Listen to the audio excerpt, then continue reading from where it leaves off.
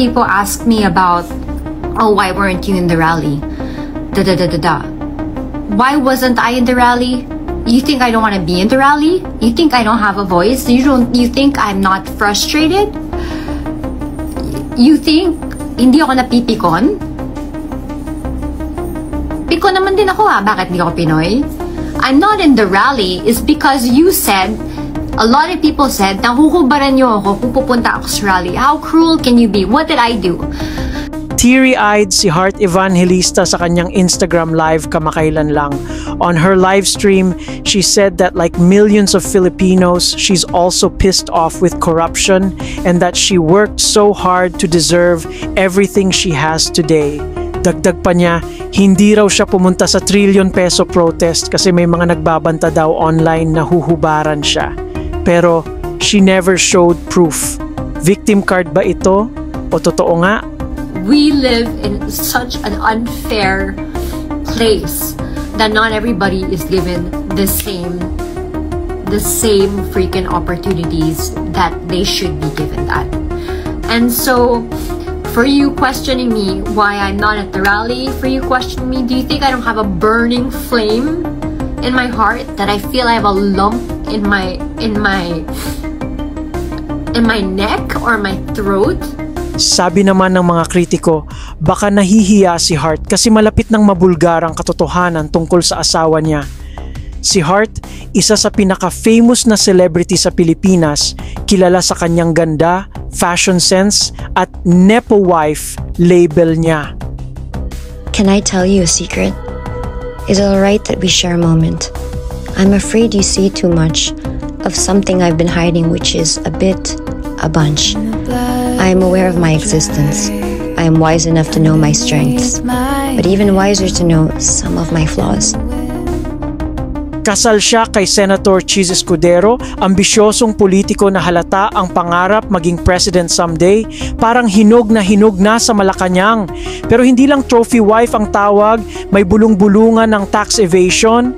Sabi niya, kumikita siya sa endorsements at brand promotions, yung mga paintings niya, mga designer bags na nagkakahalaga ng milyones at mga skincare lines. Pero hindi siya kasama sa top taxpayers tulad ni na Vice Ganda at Kim Chiu na milyon-milyon ang binabayad sa BIR. So minimum of 5 IG stories sa Singapore. Pupunta ako ng Singapore? Oo, overnight. Okay, sige na. Though na-block off na to ni Ate Ira matagal na. Okay. And then yung outfit ko, provided nila. 25, 26, provided. Iba yun sa gifted. Hindi, Brunello yun. Iba pa tong Loro Piano. Okay, go! Okay, go! From the runways of Paris to the streets of Manila. Paano nga ba nagkakaganito ang yaman niya kung wala ng malalaking movie projects o sikat na endorsements lately? Ang huling blockbuster niya ay mula 15 taon na ang nakakaraan pa. At ang mga recent endorsements niya ay parang hindi sapat para sa kanyang lifestyle. Netizens nagtatanong, may tinatago ba siyang pera mula sa maduming transaksyon ni Cheese tulad ng mga jet trips at Boracay villas? That's why my parents were so upset when I met my husband now, was because they didn't want to let go of me, and they would even say really bad things about my husband because he was not good enough, he was not financially good enough, he was not. So what was my armor? What was my number one power? Was my job. Pero biglang nag-iba ang lahat nang dumating si former Undersecretary Roberto Bernardo sa eksena o sa Senate hearing noong ika-25 ng Setyembre. Sabi ni Bernardo, si Cheese Escudero ay corrupt politician na nakakuha ng cut mula sa 100 at 60 milyong piso kickbacks sa flood scam at ang bagman niya ay si Maynard Ngu. In this affidavit, I shall mention my personal knowledge regarding Senator Cheese Escudero as follows. Maynard Ngu and I are close friends and we go years back. He is also a close friend and campaign contributor of Senator Cheese Escudero. Ayon din kay Bernardo, nagkita sila ng personal ni Cheese sa Cork Wine Bar sa BGC noong Hulyo para pag-usapan ang mga proyekto over a glass of expensive wine. Imagine yon. Kaya nga ba paborito ni Cheese ang 30 milyong piso? Si Ngu, nag-donate ng 30 milyong piso sa huling political campaign ni Cheese at si Lawrence Lubiano naman, ang very generous contractor friend ni Cheese, umamin din na nagbigay ng parehong halaga, parang lottery na lottery, di ba?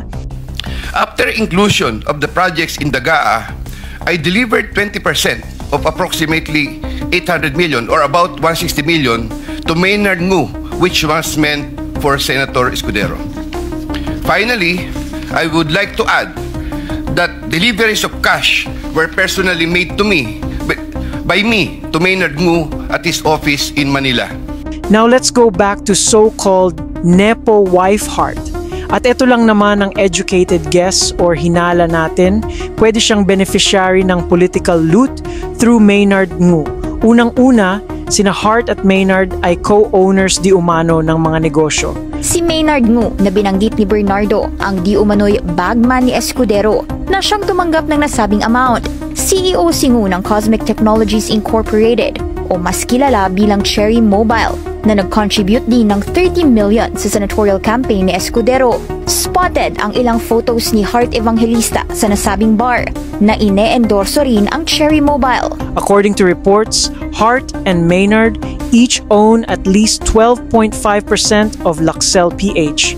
That's a 53 million peso valuation this year with sales of over 100 million driven by Hart's endorsements.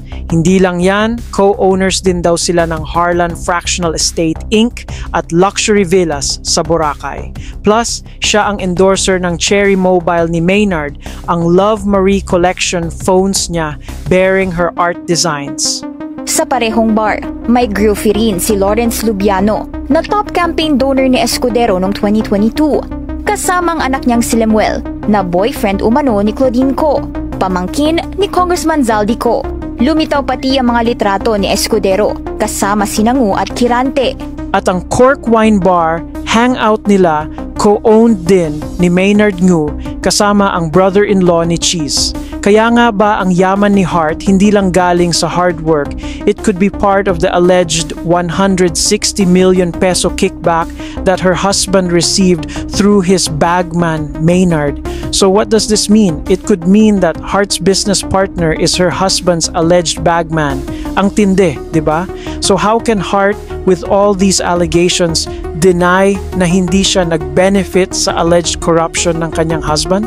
Pero sa gitna ng iskandalo, mukhang hindi na matutuloy ang presidential dream ni Cheese. The Senate probe shows a 20% kickback rate. That's 160 million pesos from 800 million peso insertions. And Hart, despite her celebrity status, won't be able to save her husband this time because she and her career are also at risk.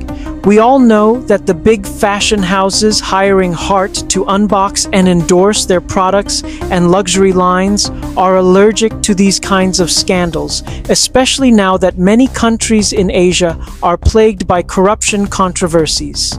These fashion houses are too big and too snobbish to be dragged into this dirty corruption mess. The scandal could backfire on her too.